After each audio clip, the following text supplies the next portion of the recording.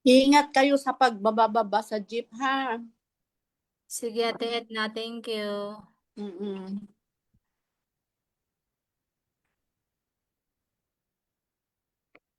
Ayan po. Okay na, Jen? Yes po. Ayan po, magandang tanghali po sa ating lahat. Welcome to our Anak Zoom meeting. Alamin natin ang katotohanan and we thank and praise God for this beautiful day and for the chance to gather together kahit online to learn more about His Word, to grow in faith, and to share His love with one another. Our Bible verse for today is found in John 8 verse 32. Then you will know the truth and the truth will set you free. Before we start, we also want to say hello sa mga nasa Facebook Live. Thank you for joining us and please feel free to type praise God or greet us in the comments so that we can feel your fellowship with us. At para sa ating pong programa ngayong araw na to, ang ating pong opening prayer, ipagkakaloob ni Sister Jenny Valdez. Ang ating pong musical offering, ipagkakaloob ni Sister Ampi Garcia. And of course, ang ating pong speaker ngayong tanghali na to ay si Brother Benny Pelomino. At ang ating pong appeal song ay ipagkakaloob ni Sis Ems Kalika. Ang ating pong intercessory prayer ay ipagkakaloob ni Sister Ria Incognito. Ayan po. So, bago ko po ibigay sa ating mga participants, batiin ko muna yung mga nandito sa loob ng Zoom. Ayan po, nandiyan po si Sister Marites Hermesora. And then dyan po si Ate Nisita Katoliko, si Ate Nida Cruz, si Sister Ampi Garcia, si Brother Benny Pelomeno, si Creation Sabat, hello, and of course si Ate Edna Montehermoso, si Sister M. Scalica, si Brother Jong, si Fillmore Enriquez, si Sister Jenny, si Brother Jesse Obrero, si Ate Marceline, and of course si Ma'am Shinene, and of course si Brother Ralph Somoso. Ayan. Ibigay na po natin ang ating pong opening prayer, Sis Jen. Rinig ako, Ate MJ. Yeah, malinaw. Okay po, let us pray. Panginoong Diyos, dakila at makapangyarihan sa lahat, maraming salamat Panginoon sa oras po na ito na kami po ay mag-aaral muli ng iyong pong banal na salita sa pamamagitan po ng Anak Zoom program sa mga oras po na ito. Panginoon, dalangin po namin na patuloy na pangunahan po kami ng Banal na Espiritu sa aming pong pag-aaral sa mga oras po na ito. Nawa po ay pagpalain at pagkalooban ng karunungan na nagmumula sa iyo ang aming pong tagapagsalita sa katauhan po ni Brother Benny Pilomino. Nawa ay patuloy niyo po siya, Panginoon, na puspusin ng Banal na Espiritu sa umaga pong ito at ang bawat mensahe namin pong mapapakinggan mula po sa kanyang mga labi ay niyo pong pagpalain, magamit po namin sa amin pong pamumuhay habang kami po ay naghihintay sa inyo pong nalalapit na pagdating. Salamat po, Panginoon, sa inyo pong pagdinig sa aking panalangin.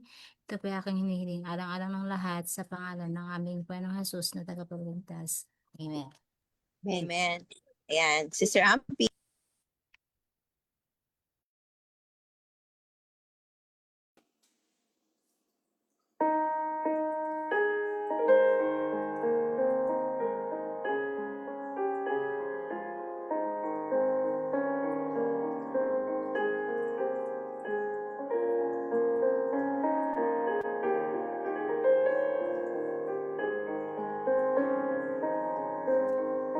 Panginoon,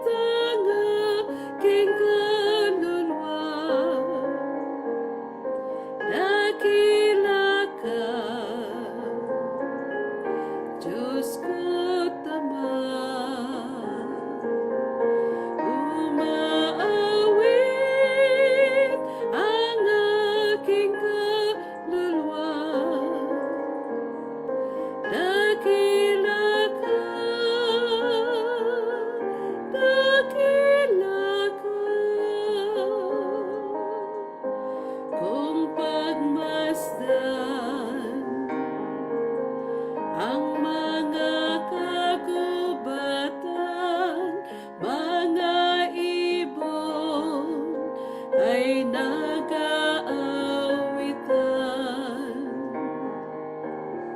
Sa bundok ay aking natatanawan, mga batis, daloy walang hanggan. Umaawit ang aking kaluluwa, dakila ka, Diyos ko tapat. Umaawit ang aking kaluluwa, dakila ka, dakila ka. Ang Diyos anak, hindi ipinagkait dahilan sa kaniyang pag-ibig. Doon sa krus, aking salayin ako at namatay, tinigis ang dugo.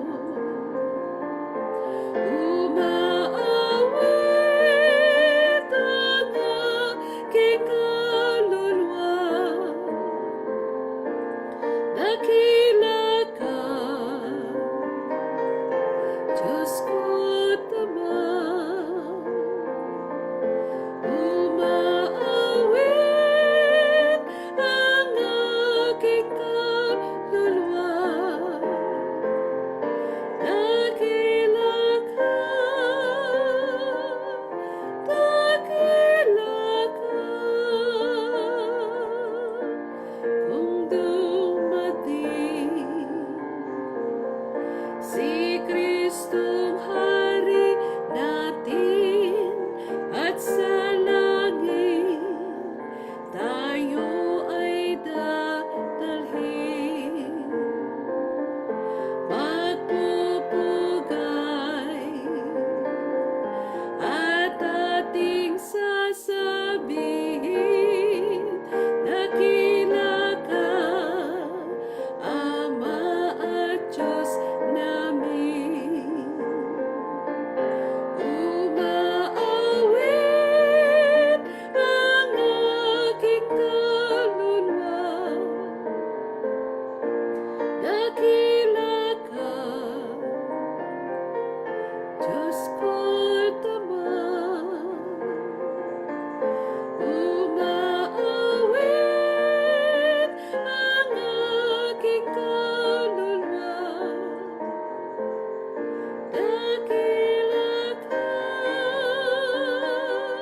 dakila ka, dakila ka,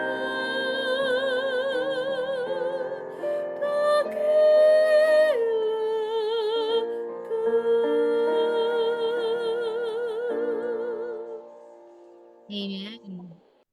Amen. Thank you so much, Sister Ampi. At Amen. bago ko po ibigay sa ating pong speaker, batiin ko muna po yung mga humabol dito. Andiyan po si Sister Ria Incognito at saka si Brother Winfred Hilaw. So ngayong tanghali na po ito, ibigay na po natin ang pagkakataon kay Brother Benny Pelomeno. Kuya Benny? Maraming salamat, Sister Ampi, sa iyong magandang awit. At salamat sa Panginoon sa pagkakataon na tayo po ay magpapatuloy na mag-aral ng propesiya ng 7 iglesia at tayo ay nasa ika-6 na. Bagamat ang bawat bahagi ng mga churches na pinapag-aralan natin ay napakaraming mga aspeto o pag-emphasize ng mga aral, ay iniisa-isa muna natin ang bawat church. Siguro pag natapos natin yung Laodicea, babalikan uli natin yung iba't ibang bahagi ng kasaysayan ng mga churches dito. So let's have review para makarelate kagad tayo dito sa ating pinapag-aralan. Ang 7 churches ay 7 yugto ng karanasan ng iglesia mula sa panahon ng ating Panginoong Hesus. Nung itatag niya ang church, ang tawag ay the Church of Jesus Christ in the time of Ephesus. Actually, ang Ephesus ay founded by Priscilla and Aquila. So lahat ng mga churches na yan from the Ephesians, dinalaw ni Apostol Pablo. Kaya meron tayong Book of Ephesians. Kaya yun ang Epeso. At ang propesya na ito ay nagaganap sa mga sumusunod pa ring church na pagkatapos ng isang pangyayari, ang karanasan nila, mararanasan din ng mga susunod na iglesia. Ngunit kung bakit meron siyang 7 iglesia, ay binibigyan ito ng specific na experience na pag ating pinag-aralan in relation sa panahon natin ngayon, makikita natin kung ganong kaganda yung sinabi ng Panginoon na ito ay nagkakatotoo. At tandaan natin, bawat yugto may mga prophecy. Kung ito ay may prophecy, ibig sabihin, bawat church ay may propeta. May ginagamit ang Panginoon sa bawat panahon dahil kung walang propeta, walang propesiya, propeta, kaya magkapareho yung tunog ng kanilang mga salita sa umpisa. At sa panahon natin ngayon, meron tayong tinatawag na the last day church, which is the remnant church, ang Laodicea na kinakaaniban natin. Now, ngayon, andito tayo ngayon sa pinakahuling iglesia. Ibig sabihin, mga kapatid, mga kaibigan, walang pangwalo. Nasa huli na tayo. Dahil tayo ay mag-aaral sa ika-6 na iglesia, bagaman tayo ay nasa Laodicea, babalik tayo, tatanaw tayo pabalik. Maglalakbay tayo pabalik, mga kapatid. So yung history, makikita natin, kung wala ang kasaysayang sa nakaraan, hindi rin natin alam kung saan tayo patutungo. At kung saang yugto na tayo ng panahon ngayon. Sapagkat ang salita lamang ng Diyos at ang pananatili dito ang siyang katiyakan natin kung saan na tayo. At dahil sa mga bagay na yan, ang Diyos nagbigay ng mga babala sa bawat panahon. Kaya po tayo nangahawak sa mga katotohanan. Now, tignan natin ang Philadelphia, babasahin ko dito sa aklat ng Apokalipsis. Sundan ninyo ako, mga kapatid, bibigyan natin to ng paliwanag. Dito sa chapter 3, ang versikulo ay 14. Okay? Hindi pala. Dito pala sa versikulo 7. Tama. 3:7. Sorry, nakatingin kagad kasi ako dito sa Laodicea. Pero sige, sundan natin. Sa verse 7, chapter 3, verse 7, ito ang nakasulat. Ang sa anghel ng iglesia sa Philadelphia ay isulat mo. Ang mga bagay na ito ay sinasabi ng banal niyaong totoo. Niyaong may susi ni David, niyaong nagbubukas at di mailalapat ng sinuman, at naglalapat at di maibubukas ng sinuman. Kung basahin natin ito, parang hindi kagad natin maintindihan. Pero mga kapatid, tandaan natin, ang simbolo ito na ginagamit upang ipakita na mayroong mga usapin na may kinalaman sa pagbubukas at pagsasara. Una, in relation sa sanctuary, may kinalaman ito sa pagbukas ng holy place, and then pagsarado kung siya'y lalabas na rito, at papasok naman siya sa most holy place at pagkatapos ay magsasara. Sa makatuwid, may kinalaman ito sa isang karapatan na si Kristo lamang ang may hawak ng susi ni David. Bakit yun ang pagkakagamit? Number 1, si Kristo ay galing sa lahi ni David at ang pinag-uusapan dito ay ang paghahari, kingship o yung royal Pag sinabing royal, may karapatan sa isang bagay na ibinigay ng Diyos na dapat nilang gawin o i-execute after the judgment or during the judgment. Medyo mabigat ito mga kapatid, itong part na ito. Pero hindi tayo magkakaroon ng mahabang talakayan tungkol dito sa judgment. Kasi mapapag-aralan natin ito sa susunod na church, yung Laodicea. Binibigyan ko lang kayo ng background para pagdating natin sa ikapitong iglesia, madali na tayo makaka-relate. Now, ikalawang paliwanag mga kapatid. Kung bakit sinasabing bukas, mayroong pagdidiin ng ilang mga theologians, even Ellen White, meron din siyang paliwanag tungkol dito, na bukas palad ang mga kamay. Yan ang ibig sabihin. Bukas palad ang mga kamay, ang mga sarili, ang buhay at kaluluwa na maipangaral ang ebanghelyo sa buong sanlibutan at sa kanilang nasasakupan.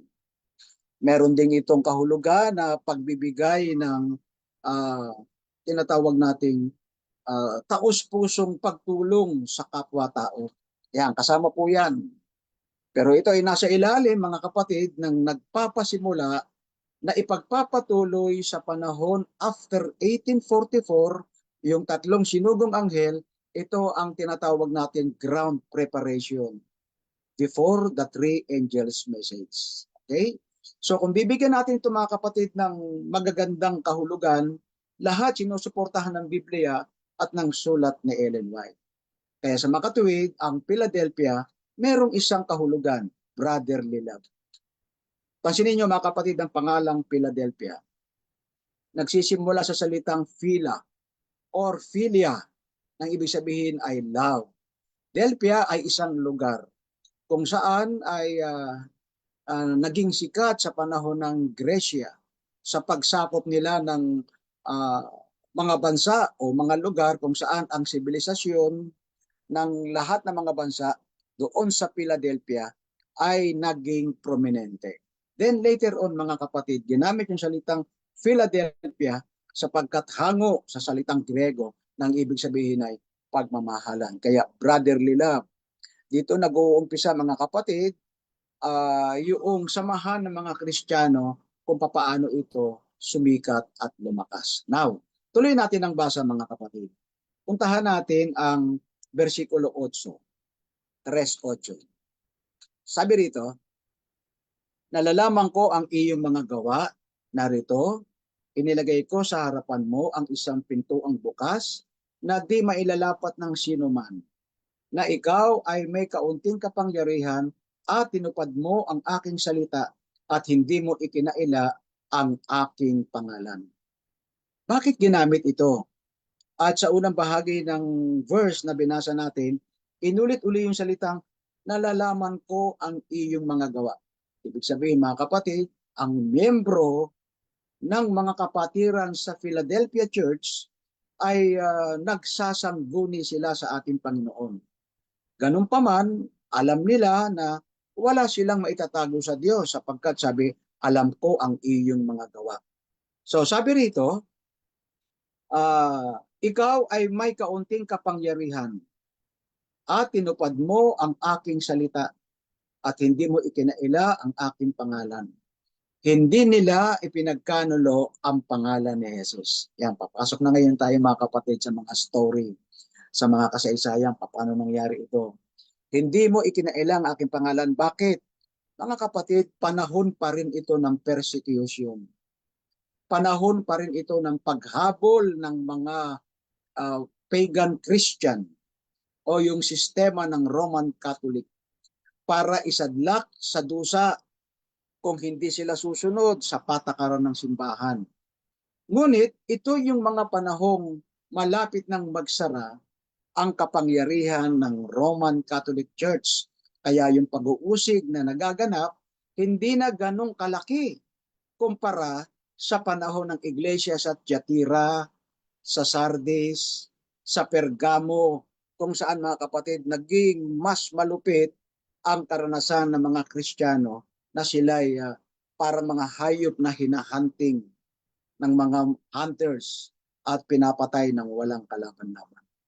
Ulitin natin mga kapatid, ginagamit ang salitang hindi mo ko ikinaila sapagkat kinakausap dito ng ating Panginoon yung mga descendants o yung mga sumunod na sapagkat ang kanilang mga magulang ay nagsuffer din sa ilalim ng kamay ng kapangyarihan ng Roman Catholic during Dark Ages.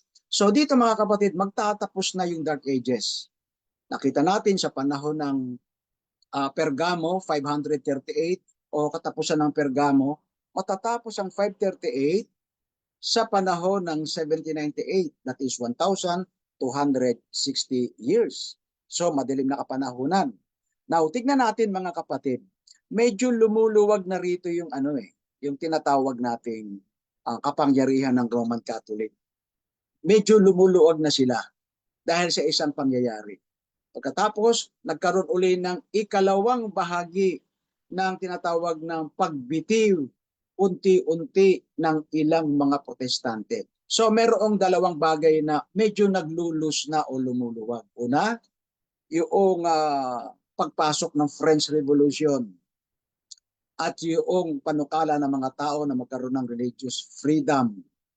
At ang malungkot mga kapatid sa lahat ay yung unti-unting pagbabalik ng mga protestante sa kanilang mother. Pag sinabing mother, the mother church, which is the Roman Catholic Church. Now, tuloy natin yung basa mga kapatid. Ang sabi rito sa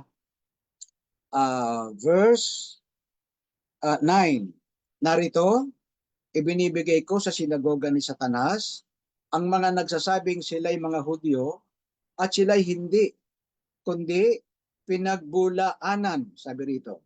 Sinusunod na ninyo, pinagbulaan, narito sila'y aking paparyanin at pasasambahin sa harap ng iyong mga paa at nang maalamang ikaw ay aking inibig. Verse 10, tayo sa verse 10. Sapagkat tinupad mo ang salita ng aking pagtitiis, ikaw naman ay aking iingatan sa panahon ng pagsubok na darating sa buong sanlibutan upang subukin ang mga nananahan sa ibabaw ng lupa. Now, pansinin niyo mga kapatid, magkakaroon daw ng persecution na pangbuong sanlibutan. Alam niyo, sabi ng mga theologian, ito ay prophecy na pwedeng maganap during the Laodicean Church. Sabi naman ng mga ibang theologian, mangyayari ito sa panahon after na sinalita ni Jesus sa mga kaanib ng iglesia sa Philadelphia. Alin yon? Meron tinatawag na universal persecution. Pero tandaan natin mga kapatid, itong petsa na ito, nagpasimula ng 1750 hanggang 1844. So ibig sabihin mga kapatid, meron itong 74 years. Okay, nakaka-relate ba tayo? 74 years. Ano ang naganap dyan sa loob ng 74 years? So pinopostehan tayo ng isang, o binibigyan tayo ng isang landmark na nangyayari kung saan maaring magpapasimula ang tinatawag nating universal persecution again. Napansin niyo mga kapatid? Kasi kung ito ay nagtatapos na sa 1844 at ang 1750, ilang taon na lang, 1798 na, matatapos na ang kapangyarihan ng Roman Catholic. So kumusta yung tinatawag na persecution kung medyo lumuluag na ito? Pero mga kapatid, ito ay isang propesya sapagkat yung mga anak sa Laodicea, ibig sabihin, ang kanilang mga magulang ay nanggaling dito sa mga magigiting na protestante sa panahon ng Philadelphia. Now, magpo-pause lang ako mga kapatid. Yan ang dahilan kung bakit sa gitna ng Adventism, merong lumitaw na mga offshoot o yung tinatawag nating Adventist Reform. Ang tawag sa kanila ay Philadelphians. Hindi ba? Merong Davidians, merong Cores, kung ano-ano pang mga pangalan kung sino yung founder na pawang galing sa Adventist na tumiwalag o humiwalay, offshoot o reform.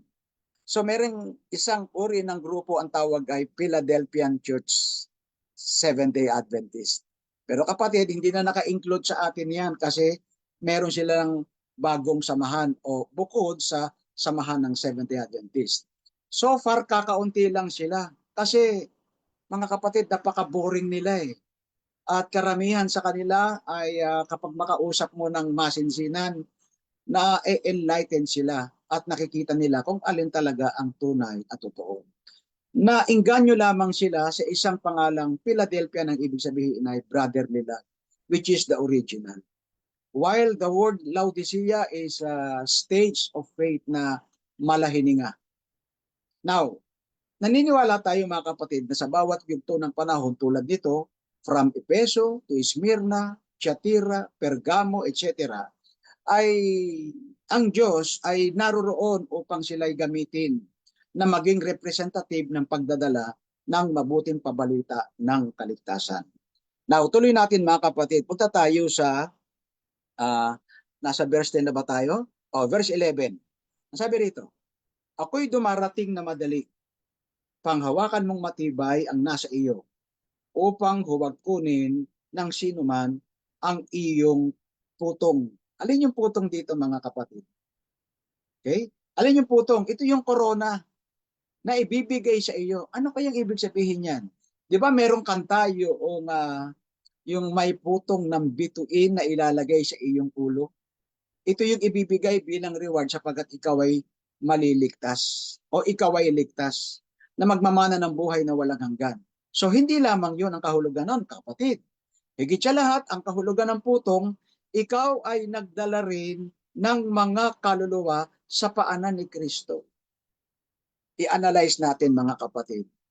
Meron kaya at ilan ang mga kaluluwang dumaan sa iyong pagpapagal na naging tunay na mananampalataya?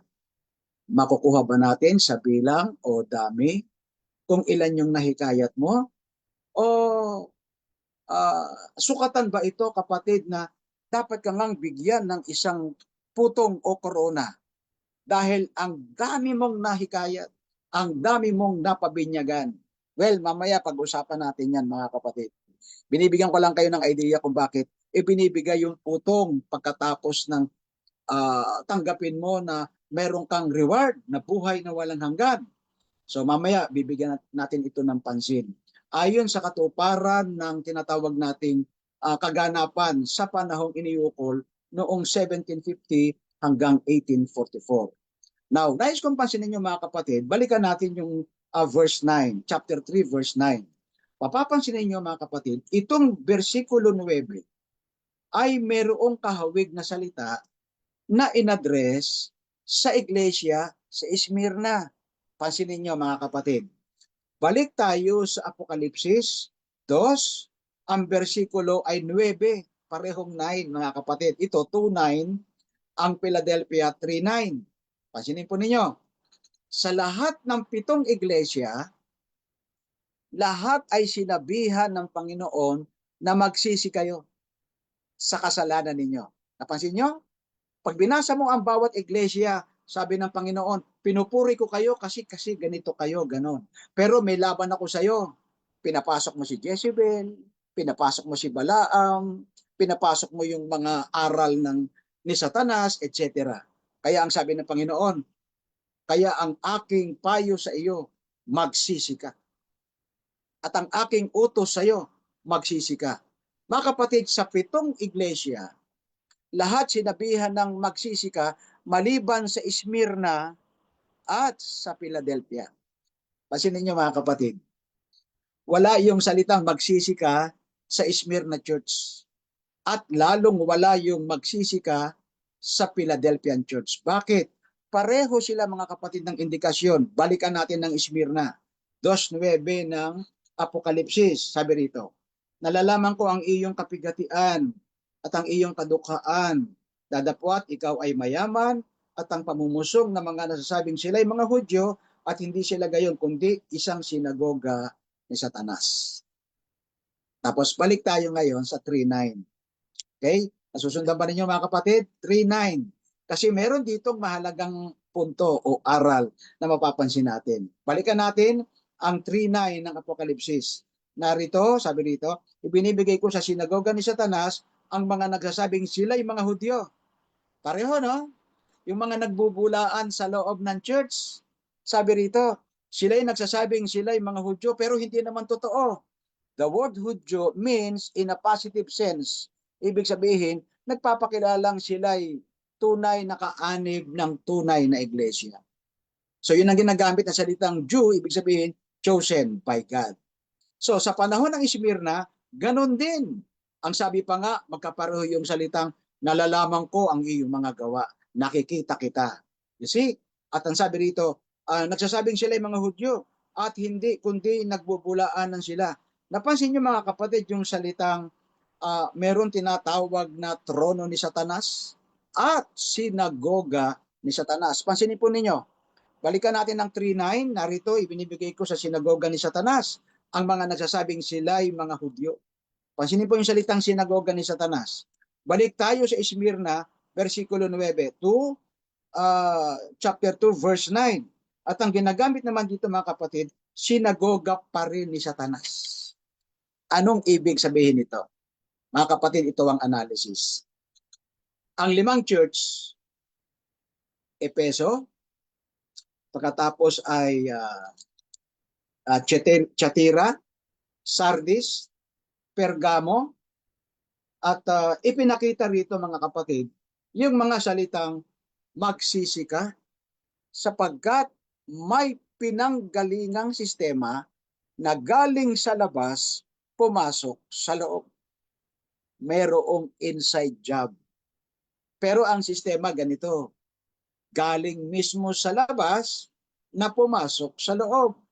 Pero kapatid, itong nasa Smyrna at sa Philadelphia, iba, nang galing mismo sa loob.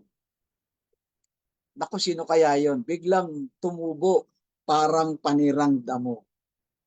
Kaysa doon sa isang sistema na may inside job, nakipag-compromise yung mga tagaloob para imbitahan ng mga tagalabas na magpasok ng maling sistema, maling doktrina, maling kaalaman. Ibig sabihin mga kapatid, talagang pinag-uusapan dito sa pag-itan ng katotohanan at kamalian. Yung aral na dapat inaaral ng iglesia at ng bawat individual. Now, pansinin natin, uulitin natin. Ang Smyrna at ang Philadelphia, diyan mismo nanggaling ang sinagoga ni Satanas. Sabi sa aklat ng Evangelism sa sulat na Ellen White, si Satanas nagre-recruit din pala ng kanyang mga kasamahan, ng kanyang gagamitin.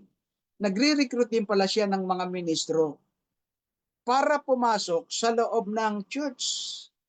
At bata pa lang ang mga infiltrator na ito, ay nagpapasimula na sila na sumilang at tumubo sa kalagitnaan ng Adventism.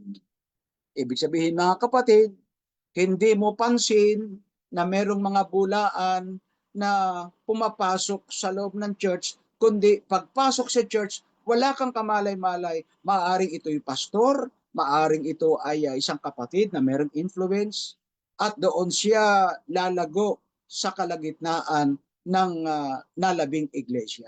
So may panganib mga kapatid. So ibig sabihin, mayroong pagkakaiba kung ating i-analyze ang paraan ni Satanas para dayain niya ang mga anak ng Diyos. Isa lang naman ang layunin ni Satanas dito mga kapatid.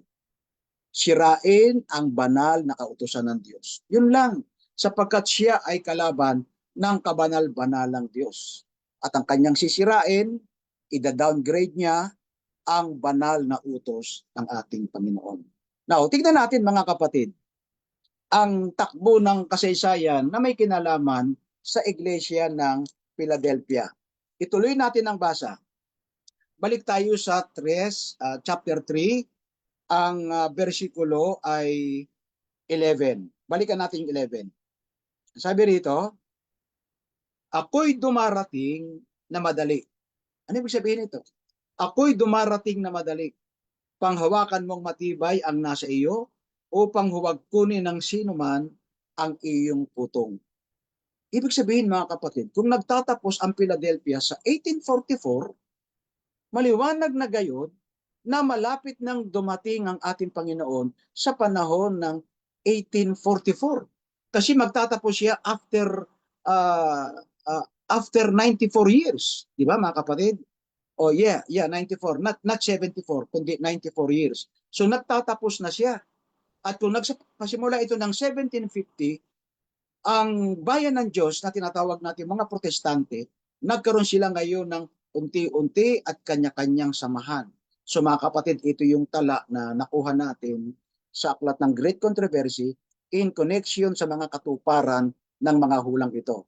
Alam ba ninyo mga kapatid, yung 1740, dito natin makikita kung gaano kalakas ang kapangyarihan ng banal na espiritu na kapag ang bawat miyembro ng church ay nagkakaisa na gumagawa. Katulad nito kapatid, ang Reformation Church. Ibig sabihin, bago magsara ang pintuan ng awa, sa time natin mga kapatid, magkakaroon po ng great revival sa ating church. Mararamdaman lamang ito ng isang individual na ito ay isang revival. At ang tawag dito ay the loud cry. Mararamdaman mo lang at makikita mo na mangyayari ito kung nakakonekta ka sa tinatawag nating pag-aaral ng salita ng Diyos, particular ang prophecy. Sapagkat diyan tayo dadalhin kapatid ng isang malaking larawan upang maihanda natin ang ating mga sarili sa pagsasara ng pintuan ng awa. Now, balikan natin ito mga kapatid. Sandali lang meron kasing tumatawag pero okay, tuloy tayo. So, binasa natin ang verse 11. Ang sabi dito, madali ako ikang dumarating. Okay? At panghawakan mong matibay ang nasa iyo. Bakit? Sinong kukuha? Ang sabi kasi ng salita, upang huwag kunin ng sinuman ang iyong putong. Ano ko yung ibig sabihin nito? Kinuha ng iba ang iyong putong, inagaw sa'yo, paanong aagawin sa'yo? Mga kapatid, ito ay isang alegorya na pangungusap. Ibig sabihin, sa isang pagkakataon, bago dumating ang pagbibigay ng Diyos ng reward, darating tayo sa isang mahigpit na pagsubok. Kahit ito ay binabanggit sa panahon ng Philadelphia, nakaturo ito sa panahon ng ikapitong iglesia. Walang iba yung paghahanda ng bayan ng Diyos sa pagsasara ng pintuan ng awa. Ngunit bago dumating yan mga kapatid, magkakaroon ng apostasy. Magkakaroon ng tinatawag na malaki at universal apostasy sa pagitan ng mga paniniwala tungkol sa mga doktrina. Yan ang pinakamalaking larawang pinaghahandaan ng bayan ng Diyos. Now, balikan muna natin at bigyan ng pansin paanong sinabing ito ay isang Philadelphian church. Bakit brotherly love? At ano ang nag-uugat sa kanilang pananampalataya kung bakit kahit may ilang mga persecution na nagaganap. Dahil dito mga kapatid, unti-unti kasing bumibitaw na yung tinatawag nating pag-uusig ng sistema ng Roman Catholic Church. Lumalakas na yung ibang parte ng lugar kung saan doon sa France ay bumabangon ang grupo ng mga atheism. At nakita natin ang 1798, ang siyang katapusan ng Dark Ages, kung saan ang Papa sa Roma, during those time mga kapatid, si Pope Pius VI ay namatay at binigyan lamang ito ng propesiya ng pansamantalang pagkatalo. Pero muli itong babangon pagbalik ng Laodicean Church na bago magsara ang pintuan ng awa, magkakaroon ng tinatawag na the rise of papacy. Now, bigyan natin mga kapatid ng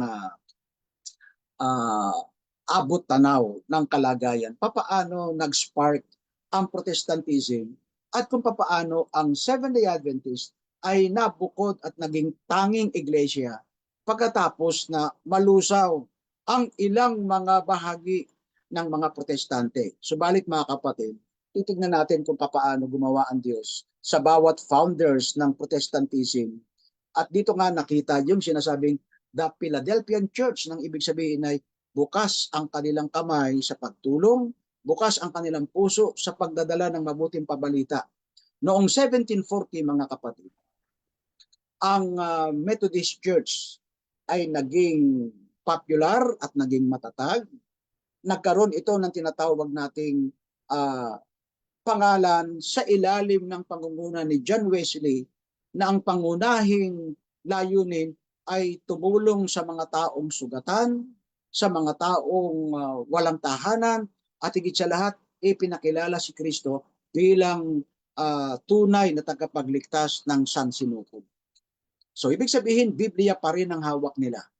Dahil noong mga panahon na yan, kita naman natin ang influence ng Roman Catholic Church, ganun siyang kalaki. Ngunit ayon sa kasaysayan, unti-unting nananahimik ito sa iba't ibang lugar sapagkat malapit ng 1798, matatapos na unti-unti ang kanilang kapangyarihan. So, nagkaroon ng tinatawag nating Great Awakening. Meron dalawang klaseng Great Awakening, mga kapatid. Noong 1844, yung tinatawag na Great Awakening, yung Advent Movement. Subalit itong 1740 hanggang 1750 na nagpapasimula ang Philadelphian Church, tinatawag itong Great Awakening sapagkat ito, mga kapatid, yung tinatawag na paghawak nila sa isang pagkagising mula sa pagkakamali patungo sa katotohanan ng pag-aaral nila na ang tunay na kaligtasan manggagaling sa ating Panginoong Hesus. Kaya alam po ninyo, mga kapatid, yung pananampalatayang Adventist, nanggaling talaga yan sa Christ-centered principle. At yan talaga ang kanilang pangunahing gawain na itinuturo sa buong sanlibutan. Now, tingnan natin si John Wesley, papuntang England hanggang sa makarating sa Europe dahil sa kanyang kapangyarihan at kapangyarihan na banal na espiritu ang nangunguna sa kanya, kung mapasahin yung Great Controversy. Kahanga-hanga, mga kapatid, maging ang kanyang kapatid na si Charles Wesley, ang kanyang best friend na si George Whitefield. Kilala nyo yan, mga kapatid? Kung kayo nag-aaral ng history, mga kapatid, yan tatlo na yan. Yan ang nag-organize ng walang tigil para ipangaral ang ebanghelyo ng kaligtasan. Sa kanila rin nagpasimula ang tinatawag na pagtatayo ng mga small group, organization, at ang isa sa pinakamaganda at popular na kung saan ay nakilala sa buong sanlibutan ay ang pagtulong sa mahihirap. In-emphasize dito, mga kapatid, ang mga walang tahanan, ang mga sugatan, ang mga may sakit. Ito ay katulad lamang ng pagsunod nila kay Kristo, na noong si Kristo ay nagmisyon sa sanlibutan ito, mas binigyan niya ng pansin ang pagpapagaling sa mga may sakit, ang pagtulong sa mga babaeng bao, sa mga ulila. Sabi nga ni Ellen White, ayon sa analysis, yung pagbibigay ng Bible study, 30% lang eh. Pero yung pagtulong sa kapwa at yung tinatawag nating pagbibigay lugod sa mga tao, pagpapagaling ng may sakit, 70%. Sapagkat yun ang kailangan. Pero mga kapatid, hindi natin mapaghihiwala yun. Dahil ang tinatawag nating mga pagtulong sa kayo tinatawag nating health ministry, ito ang magbubukas na maipasok yung present truth o mismo yung ultimate truth na galing sa banal na kasulatan. Yung mga turo ni Kristo, yung tinatawag nating mga doktrina.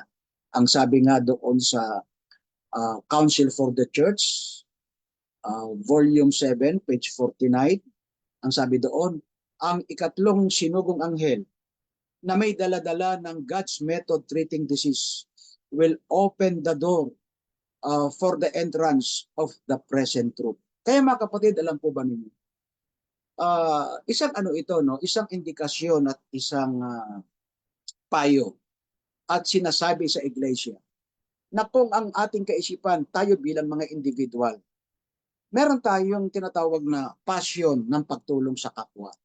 Isang passion na maging daan ito na gagawin natin upang maipasok natin ang maraming aral ni Kristo. Dahil ang tao lumalambot ang puso kapag siya napagaling.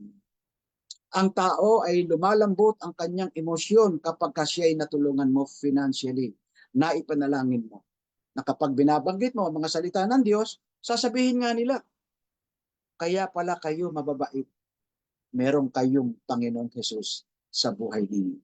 So, yun ay design din ng Panginoon upang higit pang makilala ang tunay na tagapagligtas. Walang iba kundi ang ating Panginoong Hesus. Now, tuloy tayo, mga kapatid. Bigyan pa natin ng pansin ng ibang mga yugto ng panahong si John Wesley, si Charles Wesley, saka si George Whitefield. Naku, kilalang kilala ito eh. Ito mga taong ito. Dahil dito mga kapatid, sinundan nila at lalong pinaigting ang samahan ng tinatawag na yung tinatawag na congregational sa kayong Presbyterian. Naalala niyo mga kapatid, kapag kayo ay napapadaan sa isang lugar na maraming grupo ng mga Kristiyano, meron tayong tinatawag na congregational church, meron tinatawag na Presbyterian church. Dito rin nagsimula mga kapatid ang samahan ng Baptist Church. At from the Baptist Church, dyan din nagsimula yung Emmanuel Baptist at yung iba't ibang Anabaptist, yung tinatawag ding Seventh-day Baptist, etc. Ang dami po niyan. So ibig sabihin, ito ay isang indikasyon ng banal na espiritu during those time ay nagiging makapangyarihan sapagkat ito ay pagliligtas ng buhay at paghahatid ng mabuting pabalita ng Ebanghelyo. Nang panahon na yan mga kapatid, from 1740 to 1750 hanggang inabot ng 1785, nag-spark ito sa Amerika hanggang sa Europa. Kaya nagkaroon ng tinatawag na evangelical awakening. Very interesting ito mga kapatid. Para nakikita natin yung kasaysayan ng mga protestante during those time. Ito yung tinatawag nating evangelical awakening. Alam niyo mga kapatid, ang nakakalungkot kapag binabanggit natin yung salitang evangelical, hindi na ito yung evangelical ngayon doon sa panahon ng evangelical awakening. Bakit? Ang mga evangelical ngayon sa ating present time ay nagbalik sa kanilang mother. Walang iba. That is the Roman Catholic Church. Na nagkakasundo sila sa iba't ibang mga paniniwala o doktrina. Noong 1793 mga kapatid, nagkaroon ng tinatawag na the Baptist Missionary Society. Kung kayo ay nabubuhay pa ng mga panahong 1960, 1970, 1980s, nalaala nyo meron tayong tinatawag na the Dorcas Society. So, kinuha natin yan doon nung araw. At pagkatapos mga kapatid, nalaala ba ninyo na meron tayong mga pangalan sa mga departamento? Kung inyong pag-aaralan yan, babalikan nyo ang kasaysayan ng mga protestante, yung mga termino sa kayong gawain ay galing po sa ating mga kaibigang protestante sa iba't ibang grupo. Baptist, Presbyterian, Congregational, Lutheran, etc. So ganun po yan kapatid, kaya hindi malayo na nakaka-relate tayo sa ating mga kaibigang evangelical ngayon. Now, yung Baptist Church mga kapatid, matapos siyang magsanga-sanga sa iba't ibang organisasyon, nang ibig sabihin ay lumalago po yung tinatawag nating the Reformation Church. Nasa ilalim po ito ng Reformation Church. Pero tandaan natin mga kapatid, huwag natin kalilimutan na samantalang ito ay lumalago, sa kabilang bahagi may unti-unting nalalaglag. Yan, dyan na po tayo kasi malapit na yung 1844. Unti-unting malalaglag. Saan tayo nakakonek kung yun ang ating termino na ginagamit? Ito po yung sinasabi natin na yung mga protestante before 1844, na nagbalik sila sa kanilang mother, which is the Roman Catholic Church. Yung pagbabalik na yan ay hindi natatapos tuloy-tuloy hanggang ngayon. At least nakikita natin mga kapatid kung gaano katotoo ang sinasabi ng propesiya ng Biblia. At pagkatapos, nakita natin noong 1798, balikan natin noong 1798, katapusan ng 1,260 years, which is the Dark Ages, ano po nangyari? Nagkaroon ng French Revolution. 10 taon niya, nag-umpisa yan noong 1788 hanggang 1798. Bumaksak ang tinatawag nating sistema ng Roman Catholic Church sa pangunguna, sa kapangyarihan ni Napoleon Bonaparte. Kung saan naman, kapatid, pinasisikat ang tinatawag na atheism o yung meron silang paniniwala na the goddess of reason. Malupit ito mga kapatid. Ilang mga Katoliko na mga pari ang pinatay nila. At nung panahon na yan, sinong hari at reyna yung kanilang pinatay na pinugutan ng ulo. At nakikita natin mga kapatid kung ganong kalupit ang ginawa ng sistema na yan. Subalit ayon sa prophecy, pansamantala lang yung pagbaksak. Muling babangon yan. Now, balikan natin mga kapatid ang ginawa sa pangunguna nila Jen Wesley ng kanyang grupo. Kasama si George Whitefield, kasama si John Wesley na kanyang kapatid. 1810, kung ating makikita mga kapatid, 1810. Makikita natin na yung British and Foreign Bible Society. Mapapansin yung salitang society, hindi nawawala yan. Sabi ko nga dito sa ating departamento, meron tinatawag na Dorcas Society. Yan, meron tayong ibig sabihin na hugot na may pinanggalingan. British and Foreign Bible Society. At nag-translate ng iba't ibang mga language. Alam niyo po, marami ditong nahikayat na mga tao. Talagang nag-spark ang pagkakilala nila sa ating Panginoong Hesus. Kung kanilang inaabutanaw ang kanilang mga ninuno na nangamatay sa ilalim ng Roman Catholic Church, hindi nila alintana yung mga kapatid. At sa puntong ito, hanggang sa makarating sa Amerika at nagkaroon ng tinatawag na American Christian Organization. Walang iba na founded in Philadelphia, America. Sa Amerika meron Philadelphia. Doon nila kinuha yan mula sa Biblia o yung tinatawag nating nakasulat mismo sa aklat ng Apokalipsis, ang Iglesia sa Philadelphia. So inadapt nila mga kapatid, after the name Philadelphian Church sa aklat ng Apokalipsis. Sapagkat yung salitang pila ay galing sa salitang pag-ibig, kaya ito ay tinatawag na the brotherly love. And then tuloy-tuloy mga kapatid, no? Hanggang sa Holland, na-organize ito. At kung inyong natatandaan yung grupo ng tinatawag na LMS, alam niyo yung LMS? Sikat na sikat yan nung araw hanggang ngayon. Kaya lang, meron ng ibang pangalan yan. Ang tawag dyan ay London Missionary Society. At naging international ito, nakarating ito sa Amerika na nanggaling sa London. Alin ito? Yung pagtulong sa kapwa, yung mga walang bahay, mga walang pagkain, at ang mga salapi na ginugol dito, ang iba nagsasakripisyo galing sa kanilang mga puso. Ang iba ibinibigay yung kalahati ng yaman. Yung iba ibinibigay na buong buo, lalo na kung sila yung mayayaman talaga. Mga kapatid, dito nag-spark yung sinasabing the brotherly love, the Philadelphian Church. Kaya tinawag ito na Philadelphia.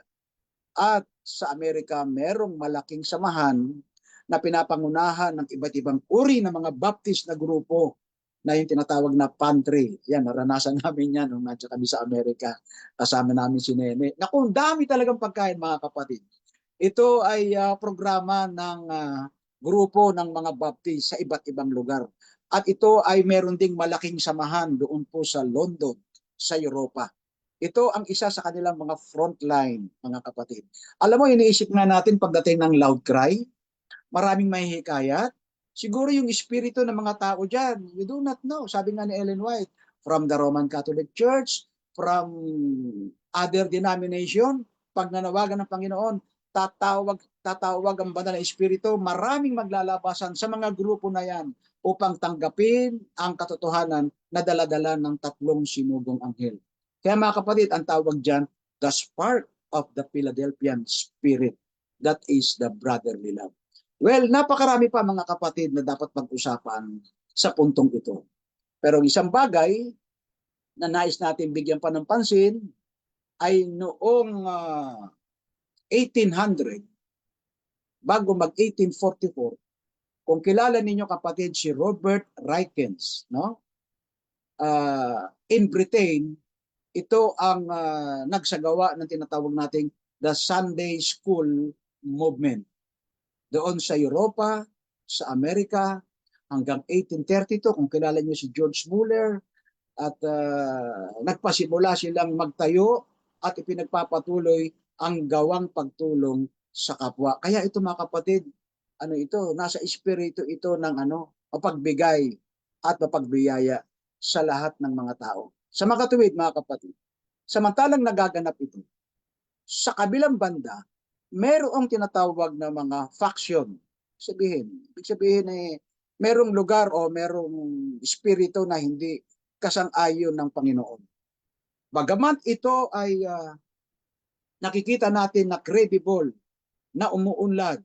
Sabi nga rito ng kababasa natin, panghawakan mong mabuti na huwag maagaw ninuman ang iyong putong.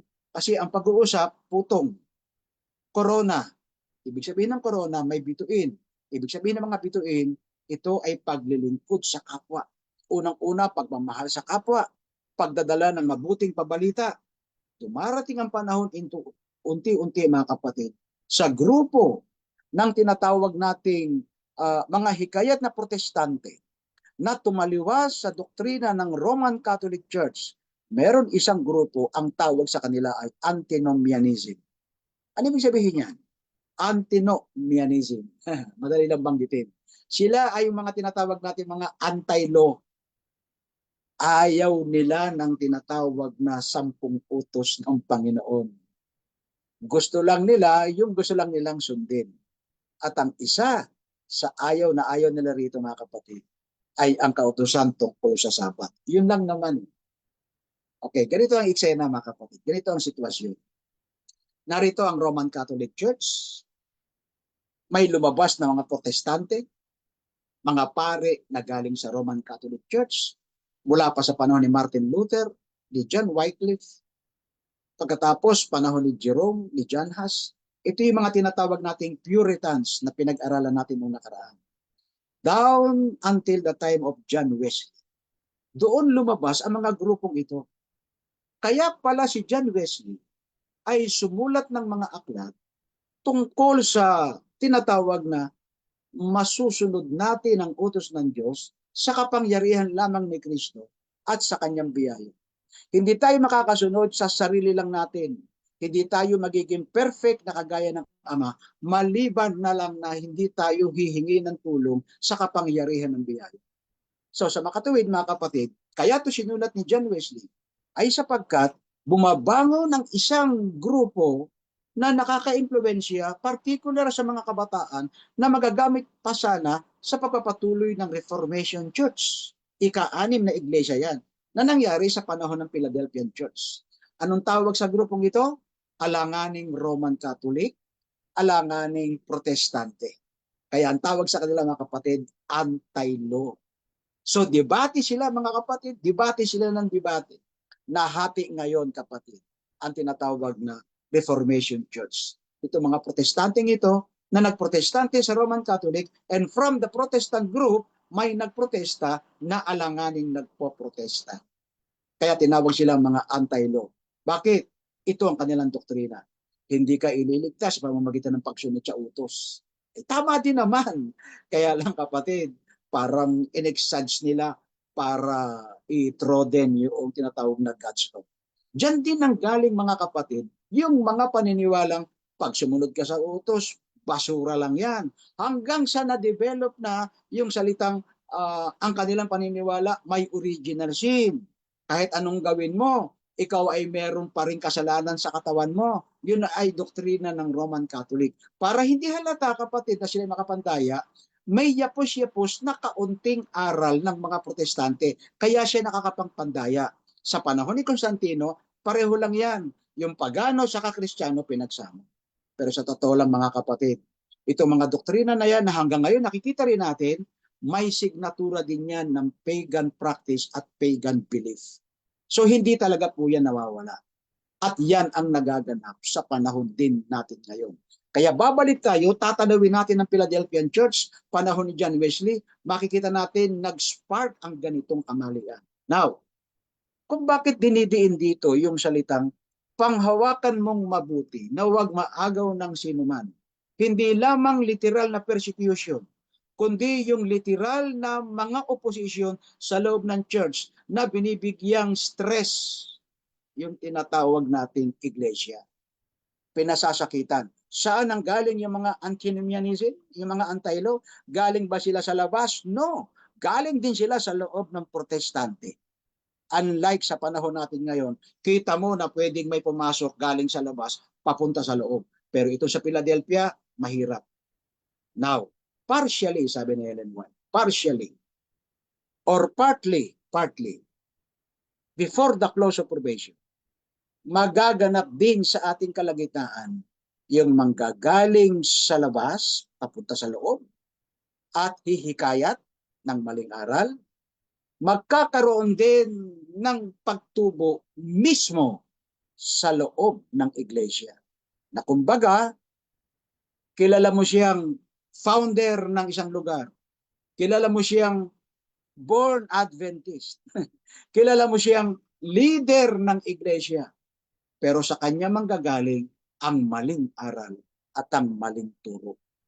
Na mahal na mga kapatid, sabi doon sa Mateo 15, versikulo 8 at 9, mabuti pa basahin ko. Kung meron kayong Biblia, sundan ninyo. Ito yung salita ni Kristo in general na maaring mangyari sa iglesia. Pakinggan ninyo. Sabi rito sa 15 verse 8 and 9.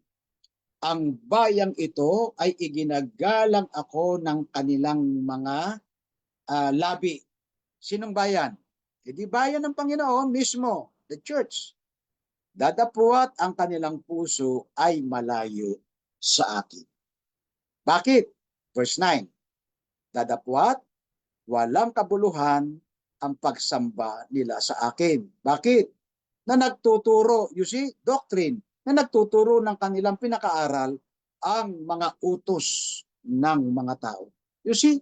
So ngayon mga kapatid, in the postmodern world, mapapansin niyo, ang postmodernism ay based on more human reasoning, mga kapatid. At ang postmodernism, sa panahon ng ating iglesia ngayon, ay nagsasanga-sanga to sa iba't ibang termino. So all of those are anti-Christ, anti-Bible, anti-prophecy, anti-sanctuary doctrine, anti-Sabbath, anti-law, yung antinomianism. During those time, mauulit-ulit ito, nakapackage ito. Dala-dala ito ni Satanas na mismo itinanim sa loob ng iglesia. Ganon kasatel si Satanas. Now, mga kapatid, ito yung tanong. As far as the Philadelphian Church, nag-start ng 1750, nag-end ng 1844. Ngayon na, dito tayo ngayon sa 1844, up to the present, bilang Laodicean Church. Naaamoy nyo ba, nakikita ba ninyo mga kapatid, itong mga elementong ito at ang espiritong ito sa ating kapaligiran? Absolutely. Kitang-kita natin. So far, mga kapatid, kung makita na natin ang mga bagay na ito, plus, ulitin natin, this year 2025, siguro nabasa nyo at napanood nyo yung sinend ko dyan sa grupo. Yung may nagsasabing, according to Ellen White, 2026, hindi sinasabing tiyak. Pero ang sinasabi, maaari in relation sa prophecy ni Ellen White. In 2026, pansinin natin mga kapatid, in 2026, maaaring magkakaroon ng great separation. Bakit? Itong year 2025, sa kasaysayan ng Seventh-day Adventist Church, mas maraming lumitaw na iba't ibang problemang sistema pagdating sa doktrina. Napansin niyo mga kapatid? Lalong-lalo na mga palabasan ng propesiya at mga current issues, main event sa politika, sa relihiyon, pambuong mundo. Now, ano ang sabi ng ating Panginoon sa 21:28 ng aklat ng Lucas? Pag nakikita na ninyo ang mga bagay na ito, anong sabi? Keep looking up.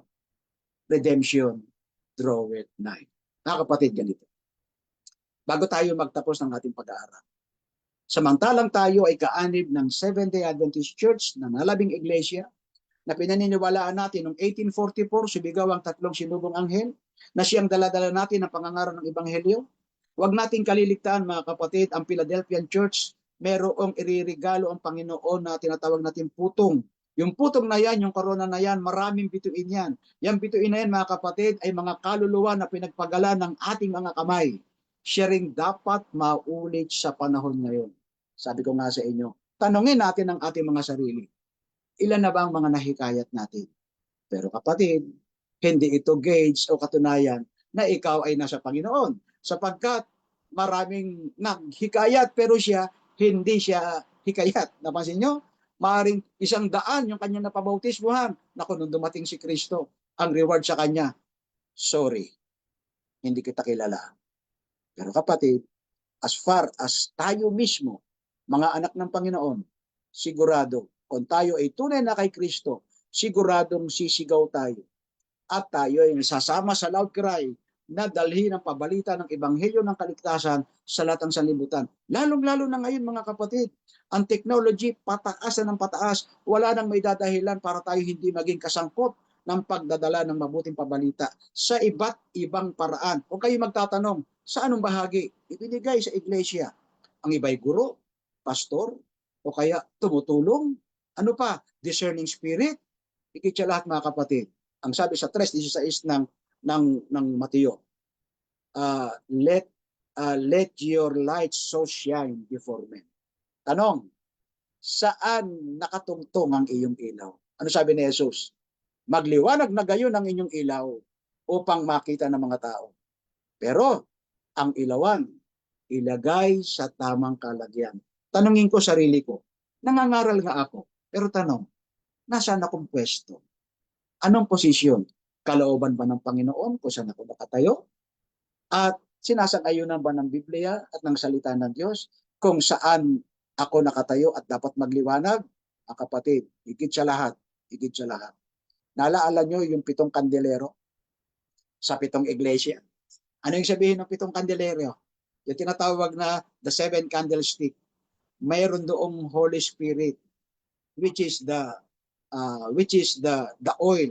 Pagkatapos may liwanag. Mapapansin niyo mga kapatid, sa matandang tipan, ang sabi ng utos sa saserdote, dapat nagliliwanag yan at hindi mamamatay bawat moment by moment.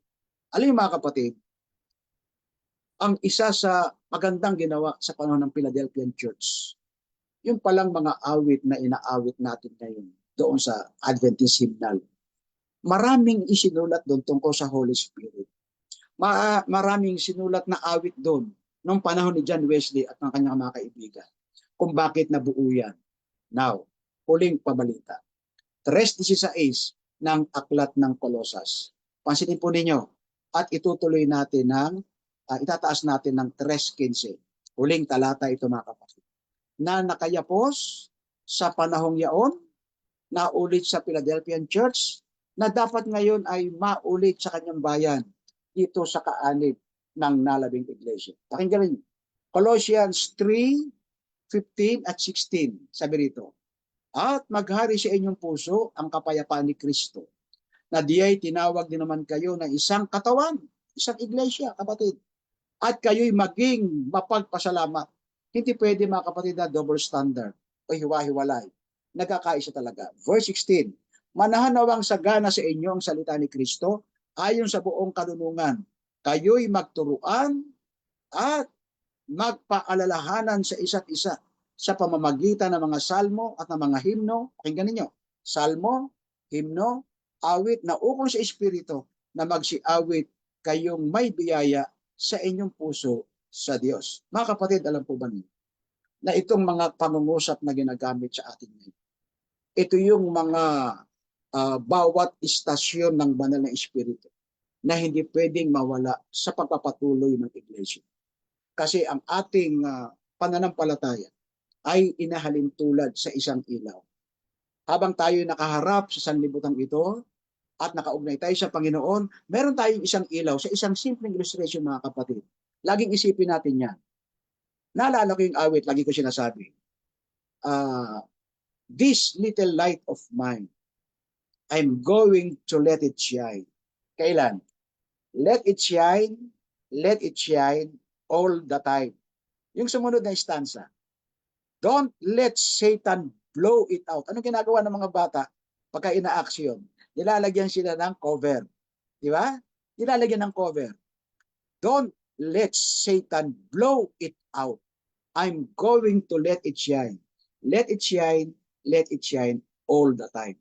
Tapos tinitingin naman tayo sa isang illustration. Sabi ni Ellen White ganito, si Lucifer, nung hindi pa nagkakasal, ang kanyang malaking pakpak nakakover sa liwanag ng 10 Commandments sa Ark of the Covenant upang proteksyonan ang utos ng Panginoon. Now, ito yung naging problema. Si Satanas ngayon, mga kapatid, nagrebelde at sinira at niyurakan ang utos ng Diyos at pagkatapos itinuro. Ibig sabihin, itinuro niya na ito ay twisted. Kaya lagi ko sinasabi, Actually, you cannot break the law. It can break you. Biro mo yung utos ng Panginoon, papaano daw natin maipakikita na ang utos ng Panginoon ay ituturo natin dahil lang ba sa pagsasalita at pinagtatanggol natin? O hindi lang, kapatid. Pag sinusunod mo yung kalooban ng Panginoon, tulad na sinabi ni David, Panginoon, kinalulugdan kong sundin ang iyong kalooban. Oo, ang iyong kautusan ay nasa aking puso. Mga kapatid, ito yung mensahe ni Ellen White. Ito yung mensahe na galing sa Biblia. Mula sa aklat ni David, kinalulugdan kong sundin ang iyong kalooban. Meron ba tayong espiritu na challenge tayo araw-araw at sinasabi natin, Panginoon, kinagagala kong sundin ang iyong kalooban araw-araw. Alam niyo mga kapatid, pag gano'n na yung ating espiritu, unti-unti na mga kapatid, napapasok na tayo sa kasakdalan ng buhay ni Kristo. At sa isang departamento, nakatingin naman tayo, alin yon? Kinamumuhian na natin yung kasalanan na yun. Pero ito problema kapatid. Kailan mo malalaman na kinamumuhian mo yung kasalanan? Kung yung kasalanan na yun na dapat mong kamuhian, hindi mo alam na kasalanan pala. Babalik tayo sa karakter ni Kristo. Unti-unti niya tayong tuturuan. Pagkatapos titingin tayo doon sa Ten Commandments, makikita natin mga kapatid ang liwanag at banayad ng mapagpakumbabang buhay ni Kristo. Kahuli-hulihan mga kapatid, ang sabi ng The Beatitude, all in all. Lahat yun, ilang talata yun. Yung pala mga kapatid, natatapos pala yung sa salitang ganito. Mapapalad ang mapagpapakumbabang loob sapagkat mamanahin nila ang buhay na walang hanggan. Ganun palang kasimple. Nawa pagpalain ng Diyos itong ating pinag-aralan na ang Philadelphian Church, ang espiritu nito ay brotherly love. Sabi ng ating Panginoon, if you love me, keep my commandments. Pagpalain tayo ng Diyos at nawa ito ang ating maging gabay sa araw-araw nating buhay. Amen. Sa atin pong pagpapatuloy, bigay po natin ang panahon sa atin pong appeal song, Ate Ems, Kalika. My heart is so proud, my mind is so unfocused. I see the things you do through me as great things I have done. And now you gently break me, and loving me so you take me and hold me as my father and mold me as my maker. I asked you, how many times will you pick me up when I keep on letting you down? And each time I will fall short of your glory. How far will forgiveness abound? And you answer, my child, I love you. And as long as you're seeking my face, you walk in the power of my daily sufficient grace. At time I may go weak and feel a bit discouraged, knowing that someone somewhere can do a better job. For who am I to serve you? I know I don't deserve you, but that's the part that burns in my heart and keeps me hanging on. I asked you, how many times will you pick me up when I keep on letting you down? And each time I will fall short of your glory. How far will forgiveness abound? And you answer, my child, I love you. And as long as you're seeking my face, you walk in the power of my daily sufficient grace. You are so patient with me, Lord. As I walk with you, I'm learning what your grace really means. The price that I could never pay was paid on Calvary. So instead of trying to repay you, I'm learning to simply obey you by giving up my life to you for all that you've given to me. I asked you, how many times will you pick me up when I keep on letting you down? And each time I will fall short of your glory. How far will forgiveness abound? And you answer, my child, I love you. And as long as you're seeking my face, you walk in the power of my daily sufficient grace.